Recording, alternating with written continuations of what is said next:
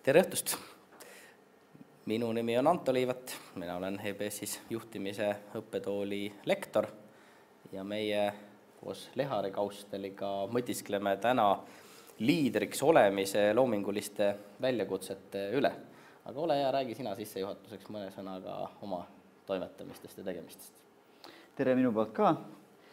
Minu nimi on Lehari Kaustel ja olen selle kooli vilistlane ja lisaks sellele koolile omandanud veel haridust muusika vallas Eesti Muusika- ja Teatriakadeemias ja Moskva Tšaikovski nimelises konservatooriumis.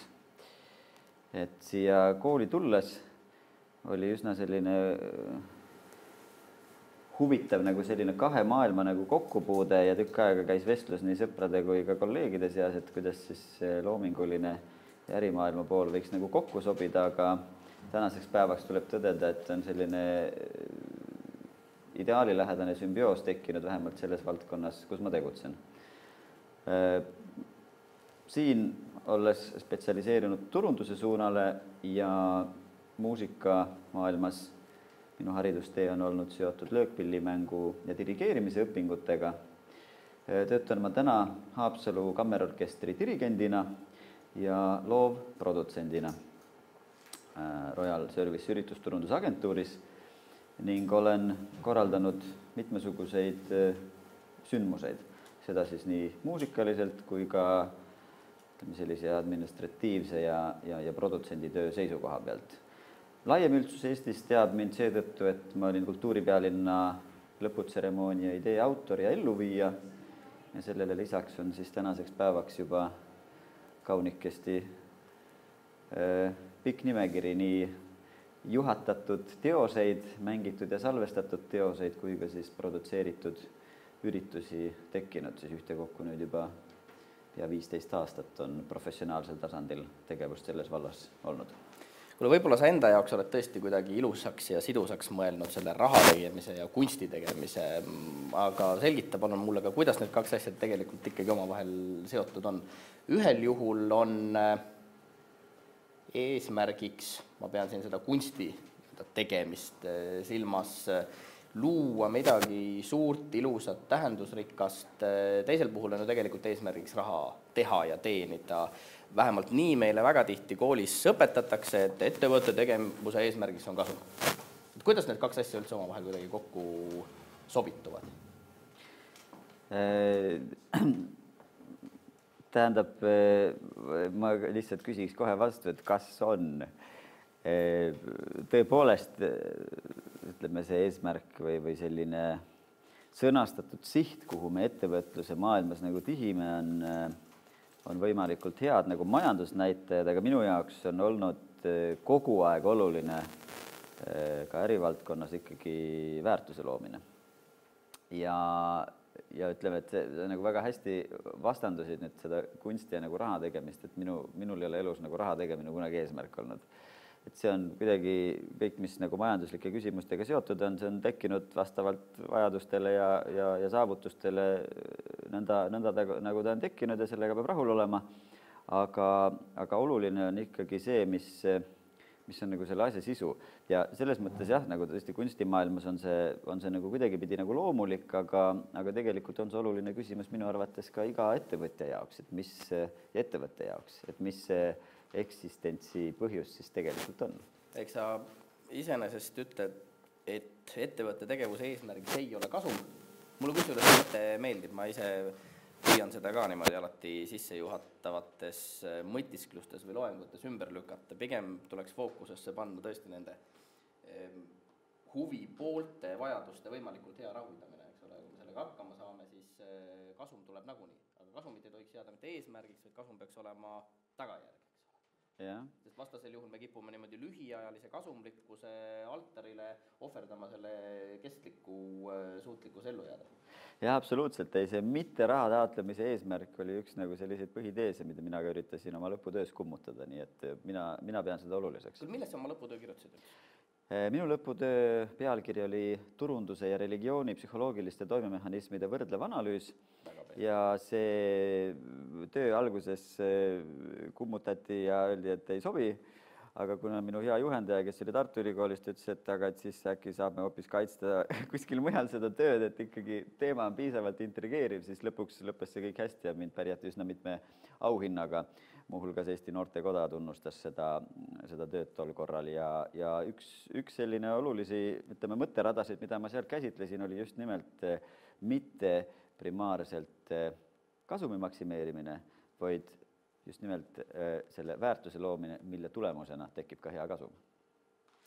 Aga tuleme nüüd sealt suure pildi juurest tagasi loomingu ja liidriks olemise juurde, mida me alguses välja lubasime.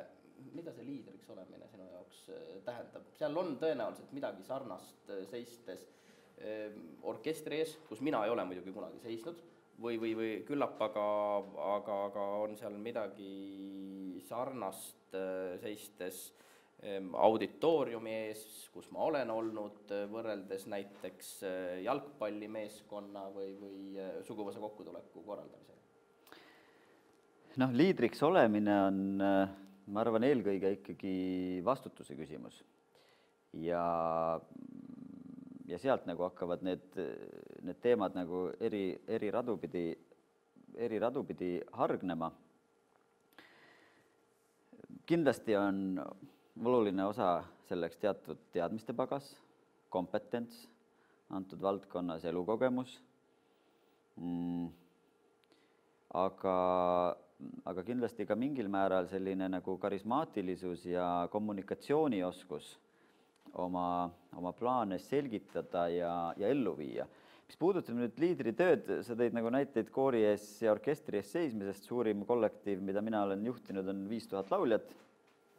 Et see on niisugune, peab ütlema, selline omapärane tunne, kui sa seisad 5000 inimese ees ja ühe käeliigutuse peale nad kõik teevad midagi.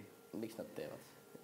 Sellepärast, et sa provotseerid seda. Aga mis seal vahet on? Kas siis, kui mina seda kätt liigutaksin, kas siis oleks samamoodi? Me peame proovima, ma ei oska seda niimoodi siin öelda, aga põhimõtteliselt ega selles mõttes ei ole nagu mingit kokkulepet, et nad justkui nagu minu või mõne teise dirigendi käeliigutuse peale seda teevad ja teise puhul mitte, aga seal on väga suur selles mõttes ikkagi selline usalduse ja autoriteedi küsimus ka. Et ütleme, teatud vilumuse puhul tundub üks tore inimene, kellega ma koos õppisin, dirigent Mihhail Kerts, kes täna näiteks töötab Estonia teatris, ütles, et dirigeerimise eriala on üldse pseudo eriala. Et see ei olegi nagu õpingute ajal, see oli selline päris nagu hea huumor. Tähendab, seal on nagu selles mõttes teatud nagu tõetera ees, et tegelikult mis see siis on, mis seal orkestri ees nagu toimub. See on tegelikult üsna selline mitte hõlpsasti nagu kirjeldatav või defineeritav. Et seal on väga palju sellist vaimset tööd, kindlasti väga hea ja põhjalik nagu kompetents ja oskus ja teave selle kohta, mis me teeme, aga see on eelkõige nagu sellise suuna näitamine, emotsiooni ja sellise nagu tunnetuse edasiandmine. Ja sellest nagu tegelikult saab alguse see praktiline osa, milleks on siis pilli mängimine ja sealt tulenev fraseerimine ja ütleme selline muusikaline terviklikkus, mis sellest peaks nagu kokku nagu välja tulema. Ehk siis ütleme seda selle valdkonna pealt nagu kokku võttes on see küsisid, et kas kui sina nagu liigutad, siis see ka läheb, et see on ütleme väga lihtsasti lahti tõlgendades seda, et kui see sõltub, kas sa tead, mida selle liigutuse tulemusena peaks juhtuma. Kui sa tead, siis see toimib. Sa ütlesid, et dirigeerimine on suuresti provokatsiooni või provotseerimise kunst. Las ma provotseerin sind veel natukene. Eestvedamisteemalised uuringud näitavad väga oluliselt seda, et hea eestvedamise tasemega organisatsioonid on keskpikas ja pikas perspektiivis oluliselt kasumlikumad ja nende väärtus kasvab oluliselt kiiremini ja rohkem võrreldes sellise keskpärase eestvedamise tasemega organisatsioonidega. Nüüd juhi töö eks ole, selliste baasülesandete mõttes planeerida, organiseerida, eest vedada, kontrollida, on põhimõtteliselt ühesugune olenemata organisatsioonist. Nüüd leadership või see eestvedamine võimaldab saavutada nii-öelda keskpärasest paremaid tulemusi. Vähemalt uuringud näitavad seda, et need ettevõtted, kes on üle turu keskmise edukad, on reeglina väga hästi eest veetud või neid iseloomustab selline kõrge eestvedamise või leadershipi tase. Sisuliselt on ju muusikamaailmas samamoodi. See partituur on ühesugune. Aga nüüd see, kes seal orkestri ees on, tegelikult annab sellele palale või teosele mingisuguse teistsuguse tähenduse, varjundi ja sellepärast ongi maailmas terve hulk dirigente, kellest me mitte kunagi midagi ei kuule ja siis me ütleme, et üks või teine on nagu tõeline virtuoos. Tegelikult nad ju sisuliselt nii-öelda manipuleerivad või opereerivad täpselt samasuguse noodikirjaga. Jah, see on täiesti õige. Me muusikamaailmas me armastame nimetada seda interpretatsiooniks, et milline, ütleme siis, tulemus selle ühe teose ettekandmisel nagu tekkis. Aga loomulikult on kindlasti oluline osa sellest, et milline on see valitud pala ja teos, see hakkab tegelikult dirigendi töös ikkagi mõnes mõttes nagu sellest pihta, et sa valid selle teose, mida sa selle kollektiiviga esitad. Maailmas on hästi palju ilusat muusikat, eks ole, nagu kirjutatud, et mõnes mõttes selline positsioneerimise temaatika on tegelikult oluline. Ja seal on nagu tähtis nüanss just nimelt selles, et inimeste võimeid ei tohi alaega üle hinnata. Peab olema piisavalt väljakutseid, et see asi oleks saavutatav, mitte liiga lihtne, aga samas ei tohi üle jõu kaevalla, muidu ei tule nagu asi välja, ei teki nagu seda hindamist ja sellist nagu valitsemist või üleolemist. Aga mis on nagu tähtis tegelikult mõlemas valdkonnas on see, ütleme see valdamine või temaatikast või siis muusikast või partituurist või antud erialaste valdkonnast nagu piisava teabe ja kogemuse olemasolu, et sa oled sellest üle või teisisõnu nagu valitsed seda. Et see olukord mitte ei valitse sind, vaid sina suudad valitseda ja kontrollida seda olukorda. Ja sellel hetkel, kui sa suudad et ütleme tegelikult see, mis on nagu selle juhi haare, see paljuski nagu määrab selle, kuivõrd palju inimesi, kas väiksema või suurema kollektiivi või väikse või suure orkestri, väikse grupi või suure grupi järglastega ta suudab endaga nagu kaasa viia. Ja selline eestvedamise oskus, innustamine ja sinna nagu sihini jõudmine, see on muidugi võtmeküsimus ja kui korraks tohib tahvlit kasutada, siis siin on lihtsalt üks selline nagu vahva asi, ma ei tea, kas te sellist võib-olla kirikumaailmas nagu rohkem tuntud tegelane kui Bill Hybels, üks selline nimi, kes on ka juhtimisalaselt vähemalt Ameerika mandril väga hea ja tunnustatud mõtleja. Ja kui sa rääkisid nagu sellest liidri küsimusest, et kuidas mõned saavutavad rohkem, siis see ei ole minu valem, aga mind see on elus kõnetanud ja ma võin teiega seda jagada, et üks selline nagu lihtne võimalus, kuidas inimesi sinna kuskile, kus on see edu või kus on see siht, kuhu me jõuame viia, on tegelikult väga lihtne. Ja see on 2 S-i valem eesti keeles. Me oleme praegu siin, me tahame minna sinna. Ja nüüd on nagu küsimus selles, et aga kuidas sa selle rahva, nagu, kellega sa koos oled, nagu siia saad, kui sa oled dirigendina orkestri ees, kuidas sa selle teose nendele selliselt nagu ette näitad, seal siis provokatsiooni, ütleme meetodeid kasutades inimesed sulle järgnevad, muidu see terminoloogia pärineb Venemaalt. Et Moskvas õppides ma avastasin sellise uue nagu ütleme sellise tiitli dirigendi kunstile, et see on provokatsioonikunst. Mida paremini sa oskad orkestrit provotseerida, seda paremini nad sulle järgnevad. Ja üks võti, selline praktiline näpunäide, mis vähemalt mind on elus aidanud, on see, et inimestele, kui me siin oleme täna siin, siis tuleb kirjeldada võimalikult hästi, miks siin halb on. Hästi halb on siin olla. Mul numbrid lähevad nüüd siin natuke valesti, ja tuleb inimest selgeks teha, et siin on kehva olla. Ja siis poetada nagu selline hea nagu suund, et aga mis siis, kui me siia läheks? ja mind on see aidanud nagu väga hästi eesmärke saavutada, et inimesed, kellega koos töötada, ega selles mõttes, et meil on kõik teatud mugavustsoonis ja keegi ei taha nii kergesti hakata ilmsesti pingutama. Kuulge, miks sa arvad, et probleemist rääkides on võimalik probleemi lahendada? Vaata, kui sa räägid alkohoolikuga joomisest, siis ta ei suuda endale tegelikult ette kujutada või silme ette manada seda, kui hea on olla kaine.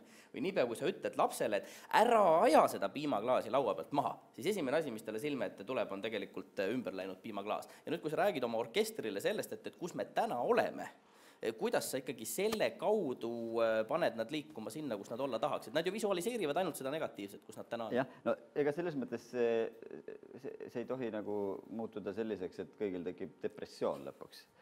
Eesmärk on ikkagi jõuda nagu siia, aga lihtsalt see graafiline asja nagu iva on selles, et siin on nagu graafiku peal väga selgelt nagu näidatud, et kui me räägime tihti nagu igasugused strateegiad ja asjad, ja me suudame nagu selle protsessi tihti peale oma elus väga keeruliseks teha, ka inimeste jaoks, keda me tahame juhtida, kellele me seda leadershipi või initsiatiivi või eestvedamist peame pakkuma. Tegelikult on see põhiküsimus, tulles selle sinu küsimuse juurde tagasi, mis oli seotud eestvedamisega, sellega, kui hästi me suudame inimesi eest vedada, kutsuda endaga kaasa selleks, et minna ühest kohast teise.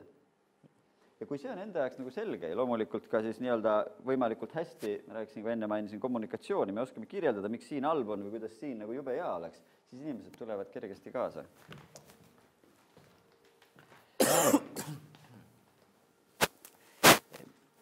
Üks maailma kõige enam tsiteeritud eestvedamise maailma gurusid, Warren Bennis on öelnud, et on 4 liidri võtmekompetentsi, milleni tema oma elutöö tulemusena vanamehena jõudnud on.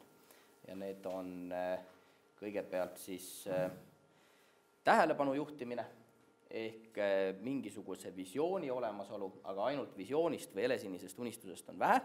On vaja ka tegevuskava, on vaja ka sellist pühendumuse suutlikkust, on vaja võtta see, nagu sa ütlesid, seal tõenäoliselt väiksemateks tükkideks ja teerajaks. Tihtipeale suurte tükkide ammustamine ühe korraga on inimeste jaoks või võib olla üsna peletav väljakutse.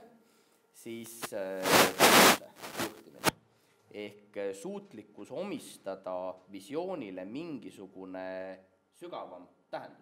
No ütleme niimoodi, et X aastaga X rikkama riigi hulka on metoodiliselt täiesti korrektne visioon.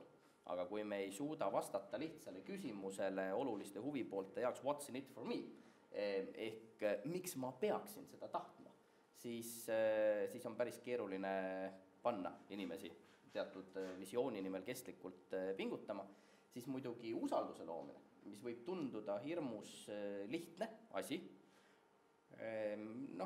väikeses grupis, perekonnas, paari suhtes võib-olla ei olegi nii keeruline. No aga kujutlege nüüd ette, et te peate asuma mõne päeva pärast tööle Ukraina peaministri või presidendina. Teie ülesanne on luua selles ühiskonnas usaldust ida ja lääne vahel.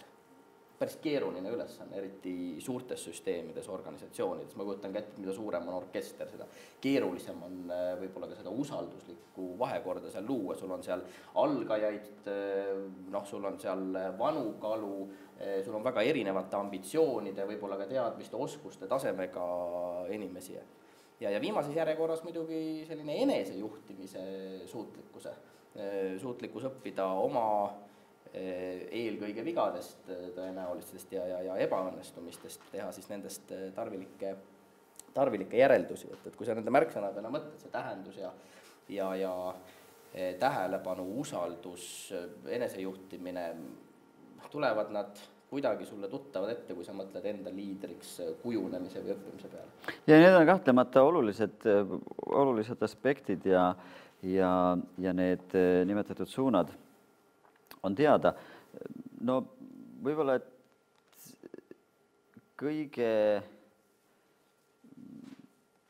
ma ei oska öelda, raskem, kergem, ma ei tea, võib-olla, et näiteks see tähenduse loomine on üks asi, mis võib-olla ei tule nii kergesti. Ma ei julge öelda, et see nagu raskem on need nagu teised, aga see on nagu asi, mis minule tundub, et tänapäeva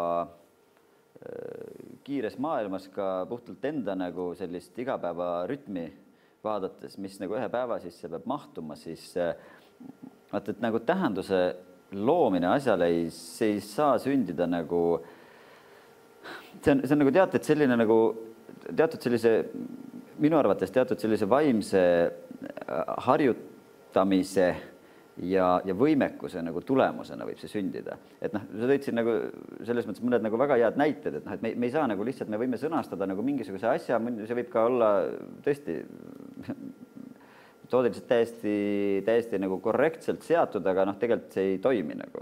Et see tekib küsimus, et mis siis valesti on, et by the book kõik on õige. Just nimelt. Vaat, kui ma korra segan sind vahele, mul lemmik näide, eks ole, ma olen muuhulgas kirglik kalamees. Ja mul esimeses juhtimisaluste loengus meeldib tudengitele ikka öelda, et teate, ärge muretsege, et juhtimine on ime lihtne, ainus, mida te peate teadma oskama, on see, kuidas planeerida, organiseerida, eest vedada, kontrollida. Ja samamoodi võiks öelda, et kalapüük, sõbrad, see on tõepoolest ime lihtne, ainus, mida sa pead tegema, on minna õigel ajal, õige püügiriistaga, õigesse kohta, õigel viisil püüdma ja uskuge mind, kala tuleb. Ja siis ma püüdsin hakata seda kalapüüdmist õppima, noh niimoodi samm-sammult. Ja siis ma võtsingi täpselt samasuguse püügiriista, nagu see vanamees, kes seal istus täpselt selle sama jõe ääres, kus ma tahtsin ka kala saada, püüdsin täpselt samasuguse landiga ja tema sai kala, mina ei saanud kala. Ja siis ma sain aru, et oot, et siin peab nagu midagi veel olema. Võib-olla siis tähenduse loomesse midagi veel on. No sama asi ma kujutan ette on orkestri ees, eks ole, sa lõpetad kooli, sa tunned, et sa oled kõik olulised õpikud läbi töötanud, sa oled eksamid ära sooritanud ja siis sa hakkad ise praktiseerima. Ma ei tea, võib-olla sa oled kogenud midagi sellist, et saad aru, et ei olegi nii lihtne, nagu esmapilgul tundus. Tõsi ta on ja see tuleb, vaat nüüd on nagu küsimus, et kuidas seda saavutada. Ma korra küsin tagasi, kuigi mina olen rohkem täna siin nagu vastajarollis, aga mis järelduseni sa siis jõudsid, et tänaseks päevaks ma tean, et sa oled üsna vilunud kalapüüde ja tulemusi on ka. Et mis järelduseni sa siis jõudsid, ütleme, antud näite valguses? Ma sain aru, et teadmise ja oskamise vahel on tohutu kuristik. Ehk teadmine selle kohta, kuidas peaks ja millegi oskamine nii, et me jõuame tulemuseni, kuhu on vajalik jõuda, on täiesti erinevad asjad. Või ütleme nii, et jah, teadmine on eelduseks, aga see on alles esimene samm teel oskamise poole.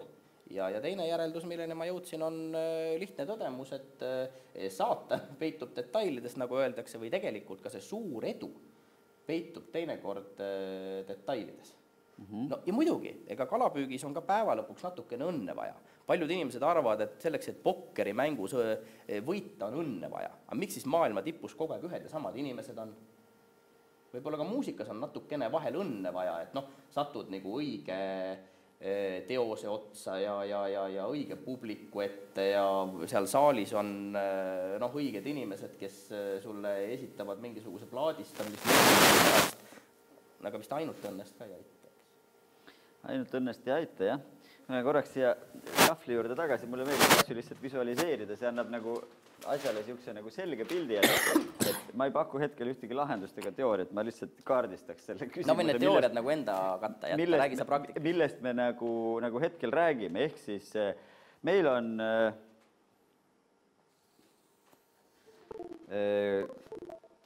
teatud ülesannete level, kus me kõik tegutseme. Ja meid on siin väga palju. Mõni siit torkab natuke rohkem välja, mõni natukene vähem. Meid on siin nagu kole palju. Ja siis selgub, et on mingid inimesed, kes nagu tohutult nagu kuidagi üle pinna, eks ole, et mis värk on, et nemad siit nagu välja paistavad. Tegelikult, ütleme, laias laastus enamasti inimestel, kes kõik ühes valdkonnas tegutsevad, neil on need praktilised, eriti tänapäeva lääne ühiskonnas, on kõikidel võrdsed võimalused. Meil on teatud ettevalmistus, meil on teatud oskus, meil on antud aega teha teatud näpuharjutusi, ehk siis nii-öelda suretada liha muusiks on see eriti oluline, et su tehniline võimekus oleks selle muusikalise mõtte ja teostuse nii-öelda nagu tasemel, mida sa ette plaanid kanda, aga ütleme näiteks keerukama repertuaali valikul, aga samamoodi ärimaailmas, kui sa oled juht. Ja võt nüüd lihtsalt nagu selle tähenduse loomise või kõige selle teemaga, mis me nagu rääkisime, et me võiks nagu mingisuguseid aspekte välja tuua, on tegelikult selgub, et mingitel inimestel kui siin on nagu selline üldine nii-öelda kompetentsi, saavutuste, tulemuste, töövõimekuse nagu selline tase, siis mingitel inimestel on mingi asi, kuidas me selle siia siis nüüd joonistame, teeme talle siia tähekese näiteks. Ega oli kui lill, nii nagu Arvo Pärt oma teose, natuke teistsugune lill oli temal, mille ta ühe oma noodi peale nagu luges, kirjutas, et on nagu mingisugune miski, mis tundubki nagu esmapilgul nagu arusaamatu, ehk siis sinu jaoks, kui sa olid kala püüdmas, sa tegid kõike samamoodi ja sa said aru, et tegelikult see nagu ei toimigi. Ja ega sellele minu teada sellist nagu vettpidavat vastust ei ole, et kuidas selle vaimse tasemeni jõuda, mis nagu selle miski sellele tegevusele nagu juurde annab. Et ega seda ongi tegelikult nagu raske defineerida, et mis see siis on. Kas see on nüüd nagu mingisugune selline nagu, on see siis mingi tähendus, on see mingisugune õnn, nagu sa nimetasid, edu, on see oskus, on see kompetents, et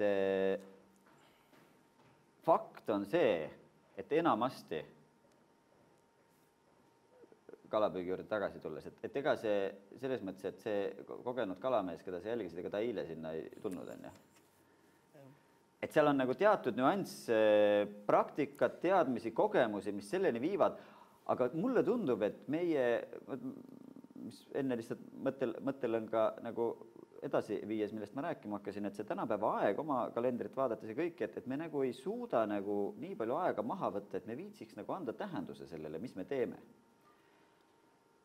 Me võime öelda, et see on rahuldumine, hommikul ärkan üles, lähen tööle, kuu lõpus midagi kopsatas palgakontole, mul on võimalus poodi minna, äkki ongi kõik nagu hästi, et kas siis peabki midagi nagu enamat tahtma ja võib-olla ei peagi. Aga ometigi on nagu mingisugused asjad, mis sellest üldiselt, ütleme sellise üldise standardi, nagu üldisele standardile ei vasta, vaid mis on nagu sellest mingit pidi üle ja mulle tundub, et see on seotud nagu vaimse maailmaga. Vähemalt mina olen seda nagu kuidagi niimoodi kogenud. Sa teed täna ka produtsenditööd. Mis on sinu jaoks juhiks olemise tähendus või mis sind juhiks olemise juures motiveerib? Mille järgi sa oma edu mõõdad? Ma mõõdan seda, mida ma teen selle järgi, kuivõrd palju inimesed, kes sellest osa saavad kuidagi pidi rikastatud selle läbi. Sa mainisid produtsenditööd.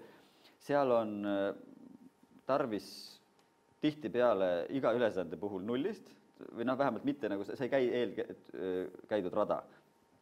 Mingi ülesanne, mille siis tellija või klient või keegi annab, ja või kust iganes see nagu alguse saab ja sellele tuleb luua nagu siis mingisugune selline nagu väljund. Täna oli mul võimalus kohtuda inimestega, kes on 20 aastat Memento Mare nimelist MTÜ-d eest vedanud, mis on siis sidunud kokku neid inimesi, kes 20 aastat tagasi Estonia laevahukus oma lähedase inimese kaotasid. Ja sügisel saab sellest 20 aastat ja minu poole pöörduti küsimusega, et oleks soov seda kuidagi nagu väärikalt kuidagi meeles pidada. Ma ei saa täna ja siin öelda, mis on nagu see kontseptsioon, seda te võite 27. septembril Estonia mälestusmärgi juurde vaatama ja imetlema tulla, sellepärast, et midagi sellist ei ole varem tehtud, aga see tulemus, mida nagu sellisel puhul liidrina selles protsessis mõõta, on see, et kuivõrd hästi ma suudan tabada nagu selle küsimuse tuuma ja luua selle ümber siis nii-öelda nagu see protsess ja tugistruktuur, mis selleni meid nagu välja viib. Selle saavutuseni ja rahulolu on seotud sellega, kas see nagu oli lihtsalt ära tehtud asi või oli selles mingi vägi sees. Kas see oli sul praegu täitsa vahva mõte, et kui hästi me suudame ära tabada küsimuse tuuma või õigupoolest seda, mis antud hetkel tegelikult oluline on. See on küllap niimoodi ettevõtte või organisatsiooni missiooniga. Mulle meeldib öelda, et ettevõtte missioon on sisekaemuse funktsioon, visioon on loomingu funktsioon, ehk siis missiooni ei ole võimalik tippjuhil üksinda kontorilaua taga istudes välja mõelda. See tuleb ettevõtte seest üles leida, see on tegelikult täna seal kuskil olemas see organisatsiooni olemasolu õigustuseks. Ja teiselt poolt visioon, jah, kelleks me peame saama selleks, et oma missiooni täita, see on küll loomingu funktsioon ja visioonid on, eks ole, ajas muutuvamad, aga vaat selle miski või selle asja tuuma üles leidmine on teinekord ülikeeruline ja tahabki saada väga palju vastavas valdkonnas toimetamise kogemust. Ma olen oma kirurgist isa toimetamisi kunagi jälgides tähele pannud, et kui tuleb patsient, eks ole, vastuvõttu osakonda, siis tegelikult selle patsiendiga tuleb kaasa ühe korraga hirmus palju informatsiooni. Ja nüüd see, mille põhjal on tegelikult võimalik väga lühikese aja jooksul vilunud pilguga inimesel määrata õige diagnoos, see on tegelikult ainult üks või paar väikest detaili kogu selles suures infomüras, mis annab iseenesest kätte selle niidi otsa, kus tegelikult põhiküsimus on. Sest selle põhjused, miks inimesel pea või kõht valutab, võivad peituda põhimõtteliselt kus iganeseks. See võib olla nii psüühiline kui mõni füüsiline häda. Ütle, kuidas sa näiteks kas või muusikas selle asja tuuma üles leiad? Ma arvan, et see on sama oluline ärijuhtimises. Leida üles mingisuguse toote tuum, leida üles see põhivajadus, eks ole. Teinekord tundub, et on jube lihtne panna kirja 2 turunduslausete. Aga kui need turunduslaused ei puuduta asja olemust, siis nad ei hakka kunagi elama. Jah, või teisiti võiks sinna juurde, kui nendes ei ole väge. Et võib-olla võiks selle küsimuse nagu teistpidi ümber sõnastada, et kuidas nendes asjades, mis me teeme, jõuda sellisele tasemele, kus selles oleks nagu vägi. Ja ma tuleks nagu veel kord tagasi selle juurde, et ma arvan, et see on seotud nagu väga palju sellise nagu vaimse maailma või vaimliste nagu küsimustega, et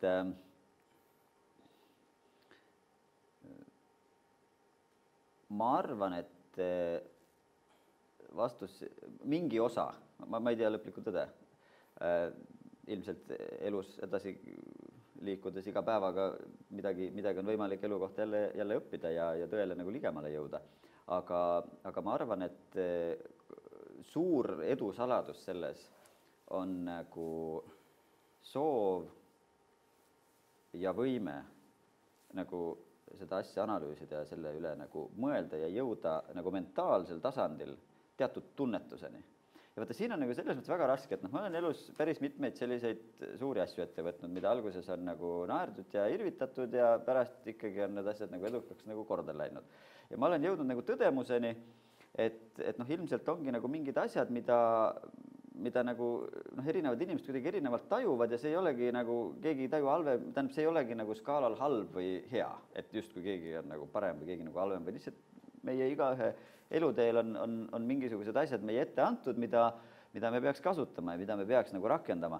Ja selles, olgu see siis muusikalises küsimuses või olgu see ka ärijuhtimises, nagu selle mõtte ja analüüsi tulemusena see vaimne tunnetamine sellest lõpptulemusest, mitte ainult teoreetiline, et ma sõnastan, et ettevõte on selline, me oleme edukas, meil on nii palju kliente, me rahuldame nii palju asju, me oleme saavutanud nii palju, toonud nii palju uusi tooteid välja ja meil on nii suur käive ja kõik, see kõik on nagu jällegi kirjalikult nagu väga tore. Aga see sa kunagi ei jõua sinna paberi järgi. Paber on vajalik, see on osa sellest, see on elementaarne. See on see juhtimise, mitte nagu leadershipi pool. Just.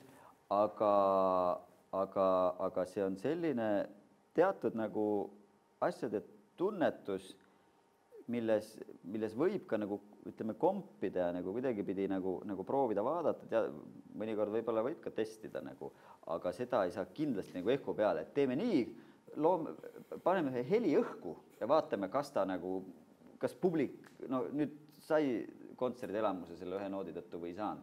Võt ei ole päris nii. Aga vahe on suur. Just nimelt. Eks õppides tegelikult targemaks ei saa, et õppides võib paremal juhul midagi teada saada, targemaks saab ikkagi ainult oma senise elukogemuse üle sisekaemuse varal mõtiskledes. Me oleme vist enam-vähem 1 aastakäigu inimesed, aga meie eelkäijad armastasid ju öelda, kes käisid teise riigi sõjaväe korras, et harjutamine ei tee mitte meistriks, vaid teeb heaks harjutajaks. Just, ja nüüd on küsimus, eks ole, et mis meistriks teeb, kas sul on mõni eeskuju? No minul näiteks on autos Herbert von Karajani Berliini sümfoonikute plaat ja kujuta ette selles plaadis nagu on väge, eks ole, vähe sellest, et ma ei ole kunagi seda asja laivis kuulnud, aga no isegi plaadi paned peale ja isegi selles on, eks. Kas sul on mõned eeskujud, on siis muusika või ärijuhtimise maailmast? Loomulikult, kahtlemata on, ma arvan, et üks selline selles valdkonnas, kui rääkida, kes kindlasti nagu eeskujuks toomist väärib, on Arvo Pärt. Mul on olnud eesõiguse võimalus temaga ka koostööd teha ja ühele plaadile temale löökpillidega salvestada, kui Vambola Grigul siis tuntud Pärdi teosele Fratres löökpilli arranžeeringu tegi, mis tänapäeval nüüd on ka kirjastatud ja ka mujal nagu ette mängitud, et see on nagu huvitav, kuidas mõnel inimesel on nagu selline, see on nagu kuidagi selline koostöö ja kokkupuude, see annab nagu mingisuguse sellise, see on nagu kuidagi teistmoodi. Nagu harjutamine teeb heaks harjutajaks, mis siis meistriks teeb? Ma arvan, et nagu ma ennist püüdsin öelda, ma ei tea lõplikku retsepti ega tõde, aga ma arvan, et see on veel kord nagu sinna kuidagi sellele vaimsele tasandile jõudmine ja sellele mitte siis teoreetiliselt, vaid selle kuidagi nagu tunnetamine. Aga selleks on tarvis pühendumist, aega ja teha palju harjutusi. Jah, ma olen need eeskujude suhtes tegelikult mõnes mõttes kriitiline. Marcus Aurelius, keda on tituleeritud filosoofiks keisritroonil, kirjutas oma mõtisklustes, et ma ei, umbes midagi sellist, et ma ei sea endale ülesandeks püüda matkida kellegi teise eeskuju, küll aga ma võtan õppust teiste inimeste iseloomude, saavutuste teatud tahkudest ja siis kujundan teadlikult iseenda hea inimese imago ja elu, eks. Ehk mida ma lihtsamalt öelda tahan, on see, et kui keegi püüab saada tippketta heitjaks ja püüab samal ajal kõiges matkida Gerd Kanterit, kes vaieldamatult on tipptegija, siis ta ei hakka kunagi heitma kaugemale kui Gerd Kanter.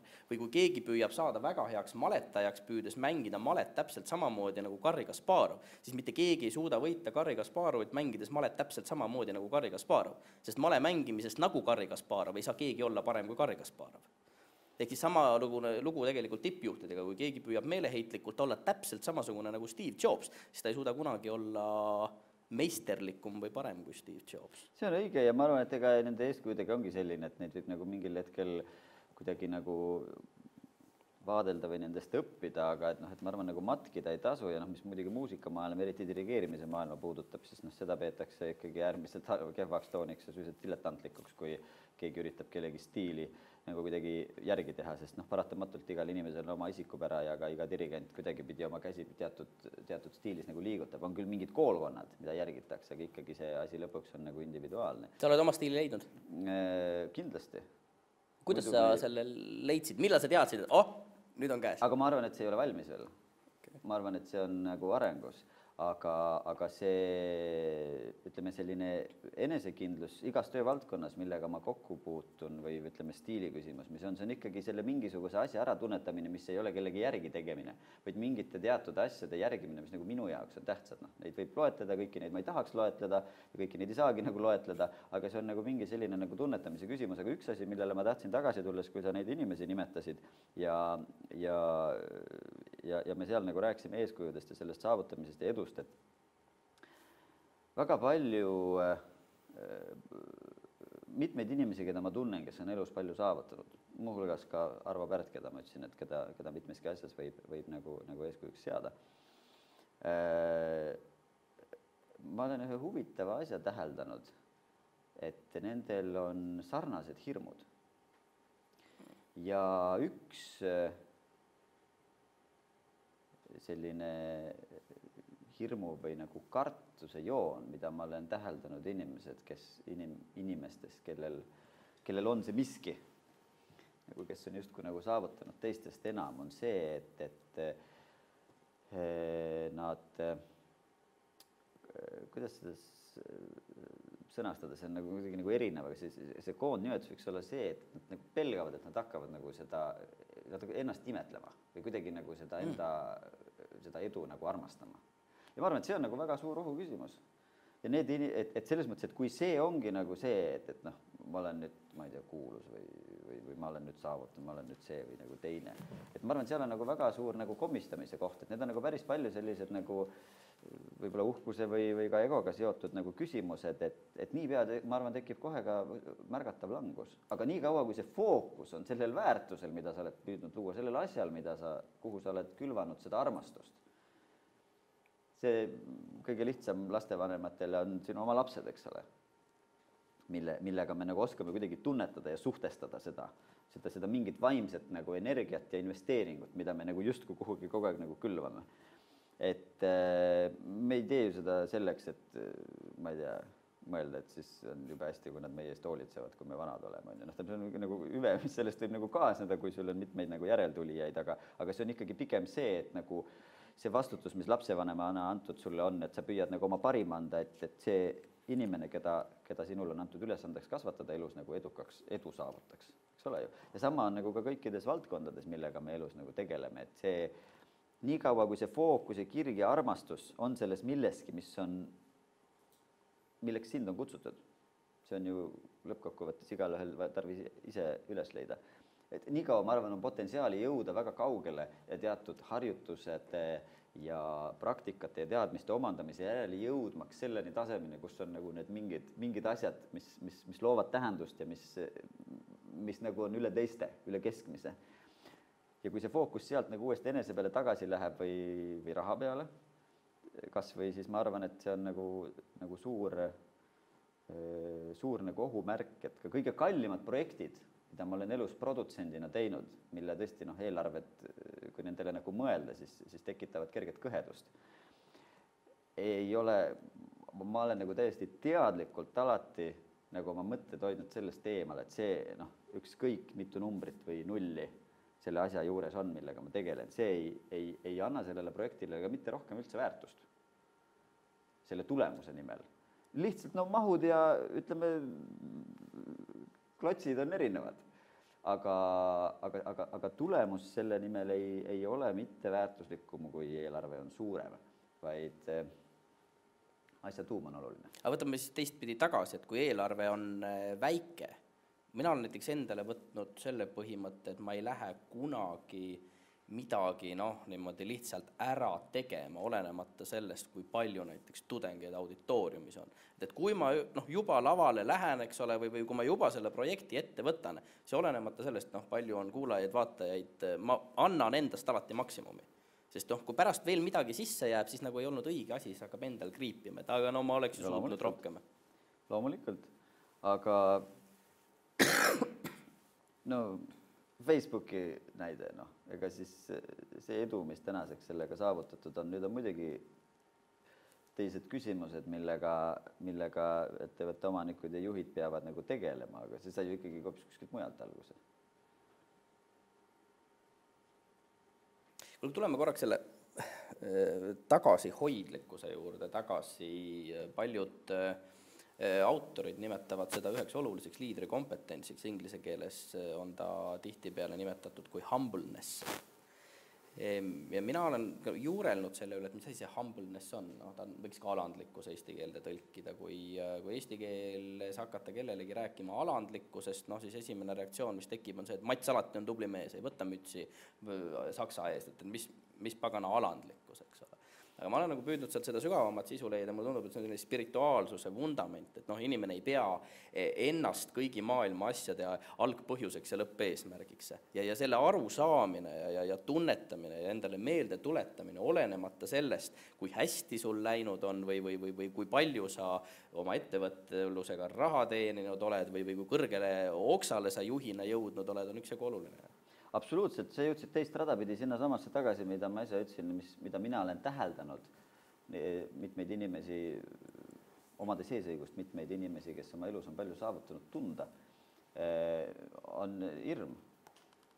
Et see kui mingil hetkel edu, ütleme nagu sulle väga ligi jõuab, siis võib juhtuda, et need teemad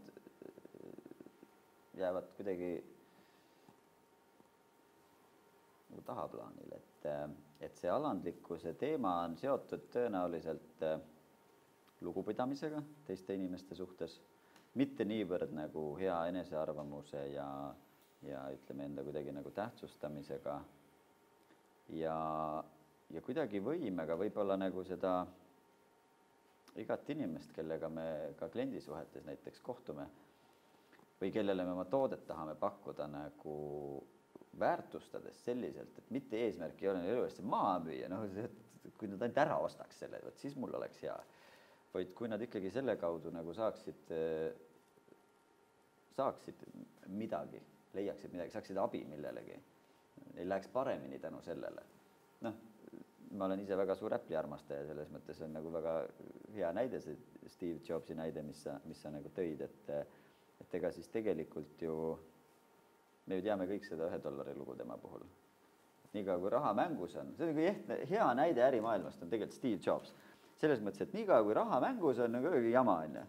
Ja tema $1 palgasüsteem, mille ta nagu endaga iseseisvalt kokku leppis, eks ole, aga see ei takistanud temal oma ettevõtte väärtusest hiljem miljardeid teenimast, mida ta oma järglastele pärandas. Ja tegelikult ega elus ongi niimoodi, et niikaua kui minu äi ükskord ütles vahvasti ühe tehnilise lahenduse kohta, mis ka tegelikult nagu Steve'ist ja Apple'ist alguses sai ühe sellise platvormi nagu loomisel, mis on podcastinguga seotud, et tegelikult on väga palju häid ja tasuta võimalusi selle rakendamiseks olemas, millega on võimalik nagu see väärtus luua tegelikult Steve, enne veel kui ta lahkus ja Apple'i töötajad tema järel loomulikult selleks kõik võimalused nagu andnud, aga on olemas hulgaliselt väga kallist maksvat tarkvara, kes justkui nagu mingid protsessid sinu eest nagu ära teevad, aga selle tulemusena sellele edule, mida sa selle kaudu, ehk siis informatsiooni jagamine, rohkem ligemale ei jõua. Et tuleme ikkagi tagasi nagu selle juurde, et ma arvan, et raha võib paljud asjad ära rikkuda. Kuule, mis on Apple'is teistmoodi pärast seda, kui Steve Jobs siit ilmast lahkus? minu arust nagu päris palju, aga ütleme, teatud sellised, ma ei ole nagu nii suur spetsialist, ma julgeks nagu seisukohti võtta. Ma ütlen sulle ühe asja, mis on teistmoodi. Täitsa nagu selgelt. Ma olen ka püüdnud leida, et kas on mingisugune asi, mis on olnud stabiilselt teistmoodi. Aktsia hinna volatiilsus on see üks asi. Ehk siis Apple'i aktsia reageerib oluliselt rohkem igasugustele signaalidele väliskeskkonnast, kui ta varem reageeris. No aga millest see tingitud on? Seda ma küsingi nüüd sinu käest. Vaata see, kui ütleme, me teame ju seda, et Steve tegelikult käis vahepeal Apple'ist ära, mis ta tuli tagasi. Steve tegeles vahepeal multifilmi tootmisega ja tegi seal suurt säru ja edu, eks ole. Ehk siis tegelikult nagu need visioonid, mis temal olid, mina väidan seda, ma ei tunne teda. Ma lihtsalt kasutan Apple'i tooteid ja ma ütleme, et mul oli elus hetk, kui ma läksin teadlikult Windowsi pealt Apple'i peale ja see oli nagu see aeg, kui Apple'i võidukäik ei olnud veel selles mõttes nagu tänapäeval, me mõistame seda, see globaalne võidukäik alanud, ehk siis minu teada ei olnud veel esimest iPodiga olemas. Ja selles mõttes nagu kõik need aastad nagu kaasas käies sellega arvestades, millist nagu funktsionaalsust ja sellist nagu, ütleme, toimivust on pakkunud need nagu läbimõeldud asjad, siis need asjad nagu toimisid lihtsalt oma vahel. Aga nüüd toimub nagu mingi selline arendamine, minu arust mingite asjade over nagu selline nagu ülearendamine. Die Hard 3. Eks, et mis see nagu, mingist hetkest nagu, kui asjad nagu, ütleme, töötavad, siis ei ole mõtet neid nagu üle arendada ja minu arvates Steve'il oli nagu selline, ma ei tunne teda selles mõttes, et olles küll sirminud tema raamatut ja vaadanud filmi tema eluloost ja lihtsalt nende toodete läbi aimates, mis filosoofia seal nagu taga on, et see oli ikkagi selline nagu väga läbimõeldud selle lõpptulemuse tunnetamine, mille kaudu tegelikult Steve nagu maailma muutis. Me teame ju tooteid, millega on toimunud täielik revolutsioon maailmas. Steve'i usaldati, eks ole. Selles mõttes, et mis iganes võnked olid, mees tuli lavale ja tõmbas pinged maha ja nagu kogu aeg taas lõi seda usaldust oma isiku kaudu ka ettevõtte vastu. Mulle tundubki, et ühest küsimusest me siin vahepeal libisisime nagu mööda, et see vist sõnastasid ka selle kuidagi nii, et kust see usaldus siis tekib? Just, et see usalduse loomine. Jah, aga sellele küsimusele on minu arust isegi võib-olla selles mõttes nagu keerukam vastata kui selle nendest vaimsetest väärtustest rääkimisel, et ega siin on ainus, mida mina olen elus nagu täheldanud, on ikkagi selline järjepidevus ja ühine kogemus. Ehk siis meie tunneme üksteist õpinguaegadest, me ei ole väga palju teinud, ütleme, eriti viimasel aastatel nagu lähedalt kokku puutunud, aga ikka siin-seal me teame, numbrid on olemas, lihtne on võtta toru, kohe on, millest ei ole nagu see, ütleme, et seda sissejuhatust ei ole vaja teha. Jah, meil kuidagi nagu see mõte nagu klapib, jah? Täpselt, enne. No, aga see ongi nagu võib-olla üks selline nagu hea lihtsalt näide sellest, et see hakkab nagu väikestest asjadest pihta ja kui seal on prioriteedid paigas, tulemused head ja väärtused paigas, tuleb tulemus, no võt, siis ta nagu läheb ja siis tekib nagu mingi selline ignoreerimatu, selline kogus nagu autoriteeti, mida ei ole võimalik enam ignoreerida. Ja sellest hakkab kasvama nagu see ulatus ja see autoriteetsus. Dirigentide puhul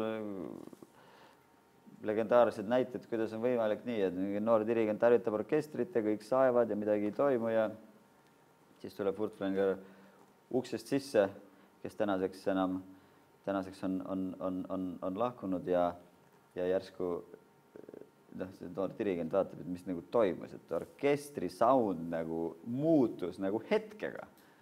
Järsku oli mingi uus kõla, piisas lihtsalt sellest, inimene tuli ruumi sisse. Just. Kuule, aga sellega kõigega seoses üks teema, millest me eestvedamise temaatikast rääkides mööda ei saa, on võimuteema.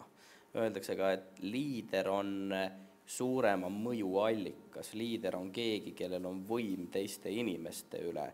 Liider on keegi, kes suudab inimesi mõjutada ja mõjustada.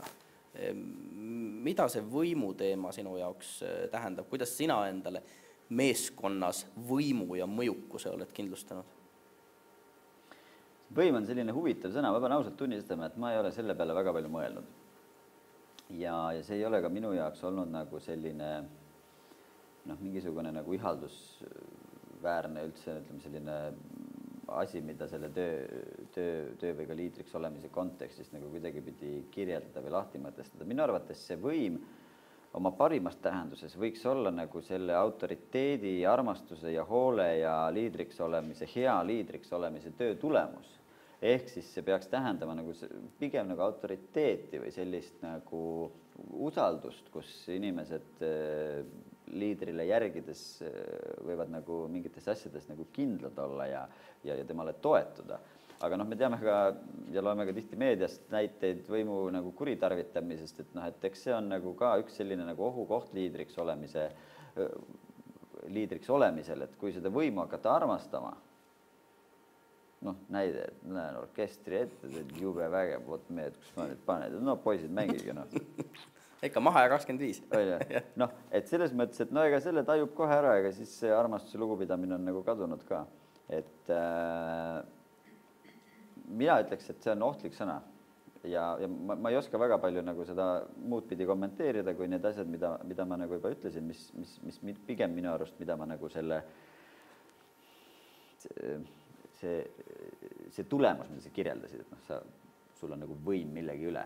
Et see on pigem ikkagi seotud nagu võib-olla selle autoriteediks olemise kompetentsi ja nagu selle poolega, aga et mina ei oska nagu fokusseerida seda, ma ei oska nagu selle sõna üle väga palju filosofeerida, minu jaoks on see teatud ohumärkidega olev sõna. Mitte nagu midagi sellist, mida peaks ihaldama või taotlema, sellepärast, et siis on oht, et see connection nagu selle asja tuumaga ja armastus selle vastu, miks me tegelikult midagi teeme, võib nagu kannatada saada. Viimane küsimus, siis laseme teil ka kaasa rääkida, mõelda ja küsida. Oled sa mõelnud, mis on sinu juhiks olemise pikaajaline eesmärk? Miks sa teed seda, mida sa teed? Miks sa teed produtsendi tööd? Miks sa seisad orkestri ees? Võib-olla on sul mõned sellised liiderrollid veel? Päris palju ma puutun ka kokku vabatahtlikega. olen kõik need aastad, mis ma olen teinud, olen ka Rutt Alas on vist ühes või isegi mitmes raamatus meie organisatsiooni, ütleme, vabatahtlikega töö näiteid nagu toonud, et lihtsalt ma tõin ühe nagu selle dimensiooni juurde nagu antud vallas, et sa teed vabatahtlikku tööd? Ei, tähendab, et inimesed, kes sulle järgnevad, on vabatahtlikud, et neid ei sunni nemad teevad vabatahtlikku? Jaa, nemad on kaasas nagu noh. No see on ka, võib ka olla mõnes muusikakollektiivis, kus ei ole nagu palgatud inimesed nagu mängimas, aga selles mõttes, et ütleme, kui me räägime tavapärast töösuhet, siis on juhataja ja kõik töölised, kes tahavad palka saada ja siis nad tulevad ja noh, olude sunnil, kui sa tööst ilma ei taha jääda, siis sa... Ja muidugi, kõige lihtsam on ju juhtida, eks ole, ümbrik ühes ja king teises käes, siis ongi king või ümbrik, eks. Et ma lihtsalt tahtsin nagu sinna juurde tuua, et ma olen ka väga palju juhtinud selliseid projekte, kus inimesed, kes on tulnud nagu kaasa, neid ongi olnud tarvis saada kaasa ja nad on olnud kaasas ja koos on nagu tuntud rõõmu sellest, mida on saavutatud nagu vabatahtliku alusel. Noh, võib-olla mingid heategevusprojektid või midagi sellist. Et noh, vastus küsimusele võiks olla nagu see, et praeguses eluetapis olen ma mõelnud seda, et asjad, mida ma teen, protsessid, mida ma juhin ja inimesed, keda ma juhin, mulle meeldiks, kui ma tahan ise olla õnnelik, mulle meeldiks, kui need inimesed, kellega ma töötan koos, oleks õnnelikud. Kui ma suudaks aidata kaasa sellele, et nad tunnevad ennast õnnelikuna, väärtustatuna, tunnevad, et ma teen just seda asja. See on äge, seda ma tahan teha. Ja selle protsessi tulemusena, ütleme, produtsendi tööl on niimoodi, et sõltuvalt projektist ei pruugi need meeskonnad alati hiigel suured olla, vaid see tulemus avaldub nagu nendele inimestele, kes siis sellest nagu kuidagi pidi osa saavad. Et nemad saaksid ka kübeks õnne ja seda õnnelikkuse tunnet selle kaudu, mida me nagu teeme. Ja nii kaua, kui ma suudan seda oma töö kaudu pakkuda, nii kaua ma olen tõesti kindel, et mul on piisavalt tööd ja hetkel on seda rohkem, ütleme, et peab ära ütlema, ei ole võimalik kõike nagu teha, et aeg saab otsa ja ei ole võimalik nii palju nagu keskenduda. Ja ma soovin, et see kunagi ei kaoks nagu minu juurest ja ma arvan, et nii kaua, kui see on tähtis, nii kaua inimesed tahavad minuga koos töötada ja kliendid tahavad esitada tellimusi ja inimesed, kes nendest asjadest osa saavad, tahavad tulla ja kogeda seda, mida ma oma produtsendi tööga loon. Ja küllap see ühtlasi ju annab ka sinu toimetamistele selle sügavama, olemuslikuma tähenduse, eks ole, ja vastus, et miks siis ikkagi? Ma loodan. Nii, aitüma. Me tund aega lubasime mõtiskleda, täpselt tund aega me mõtisklesimegi.